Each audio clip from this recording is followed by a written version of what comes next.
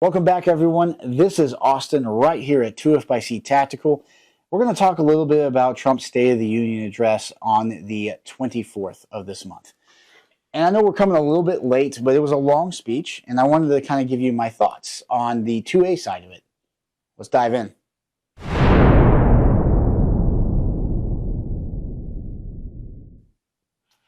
So the State of the Union happened on Tuesday, the 24th of February, Trump's first State of the Union in his second term.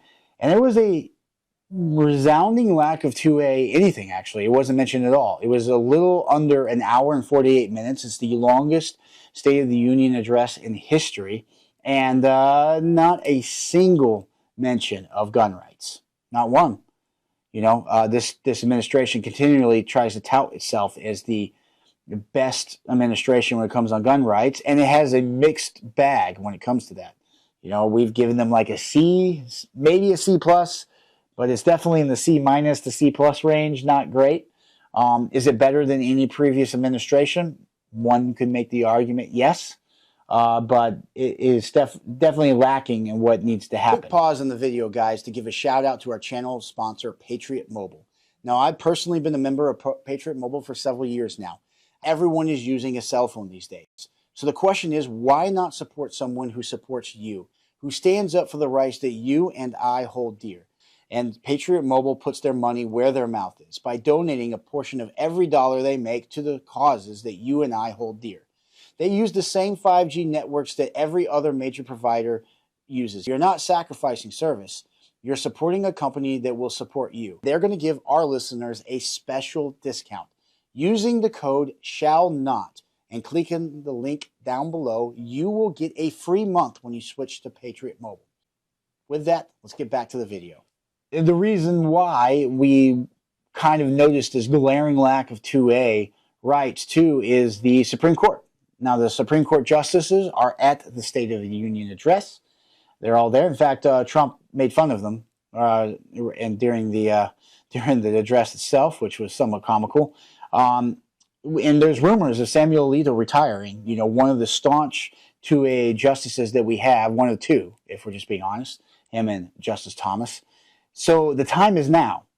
And I think that's really what the issue I have with the State of the Union address is we have some people in place that could make some progress on 2A rights, that could push for 2A rights in a way that we have not seen before. We have seen some of that. Harmeet Dillon and the Second Amendment Civil Rights Division is pushing on some things like the Virgin Islands and even Virginia, sending warning shots over there, and then Hawaii and several other places that they've sued or put amicus briefs in on our behalf.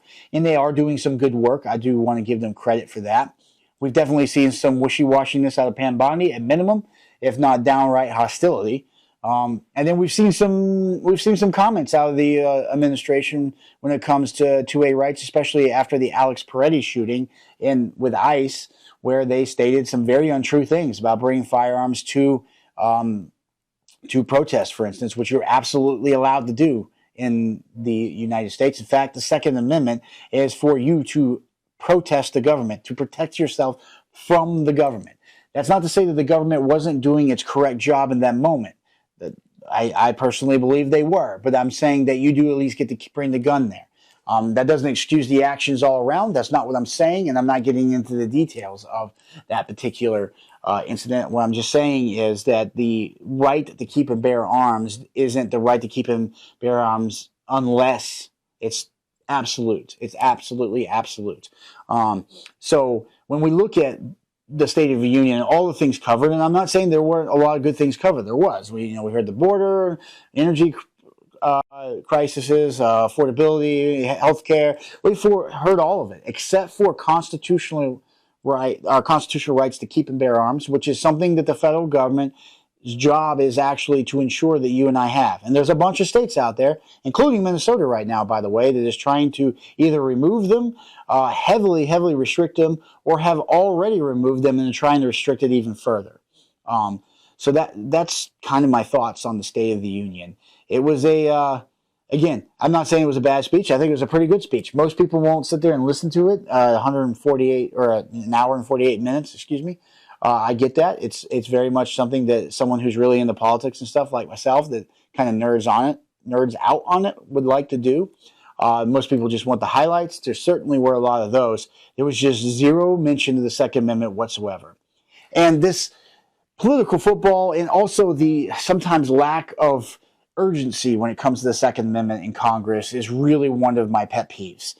It's never guaranteed. Like, we're in an election year this year. It's never guaranteed we're going to have a makeup like we currently have. So when you push things off, say, well, we'll deal with that next year, there may not be a next year. That's the reality. The National Firearms Act was challenged in the Miller case in 1936. The Miller case kind of left it a little bit open-ended on exactly what the National Firearms Act did, whether the prohibition specifically on short-barreled shotguns was incorrect or correct, and because Miller was dead and said we'll come back to this when there's more. There hasn't been, and the Supreme Court has been reluctant at best to take up 2A cases, like really, really solid 2A cases. Sure, they'll take up the Hawaii case, which, again, I commend them for, and is a case they should rule on, but this is kind of a slam dunk case. What we need is the quote-unquote controversial cases, the ones that actually deal with hardware restrictions, is what I'm going to call them, hardware restrictions. Stuff on modern sporting rifles, the very things that you and I need to defend oneself from tyranny. That's what they haven't taken up. So when we look at this administration, they need to push hard on this because Congress, the power of the presidency is directing Congress in a lot of ways, or at least the priorities of Congress mirror the president's most of the time, whatever the party in power is. Right now, there is a 53-seat majority for Republicans in the Senate. There is like a 2018 or 218 to like 210 or something like that in the House. And then, of course, Donald Trump has the presidency. So therefore, he has all three branches of government, which doesn't happen very often. He had it in his first term for only a year. He might very well only have it for 2 years. He might very well only have it for 2 years in the second term. It's very possible. The time is now to put the pressure on and try to advance gun rights. When it comes to court cases, the Solicitor General needs to be more aggressive. That's appointed by the president. They need to push these 2A cases on the Supreme Court and be like, you need to take these things up. Why? Because we've got a favorable makeup in the court right now. That's not guaranteed tomorrow. If Alito retires or doesn't, and then something happens later and it's a different administration, the court can change, and the courts do change. Right now it's favorable. In the future, it may not. These are lifetime appointments. So again, we really need to hold Congress and the Supreme Court accountable and the administration accountable. And I don't think that was at all part of the agenda, and makes me worried that it's not even on the radar for the agenda for 2026. And who knows what 2027 brings? You have no clue. You could be basically your lame duck president because he can't run for another term. And if he doesn't have a branch of government, then nothing gets passed one way or the other.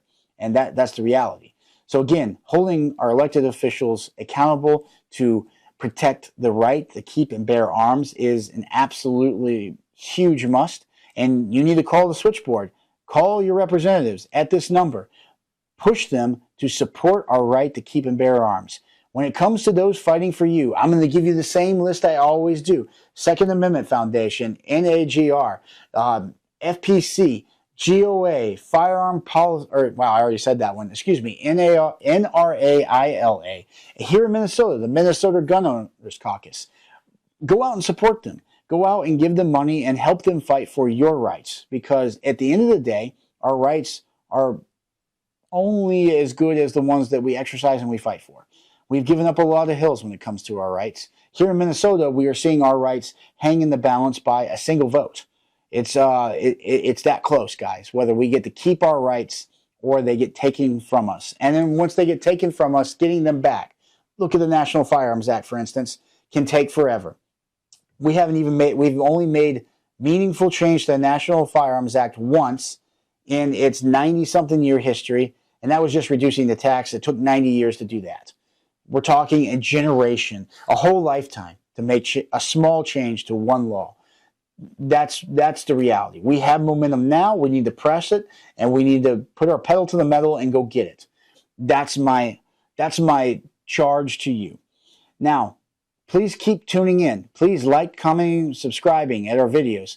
Please, go over the Rumble, hit the thumbs up. If you like to support the channel, go over to Patreon and support us that way.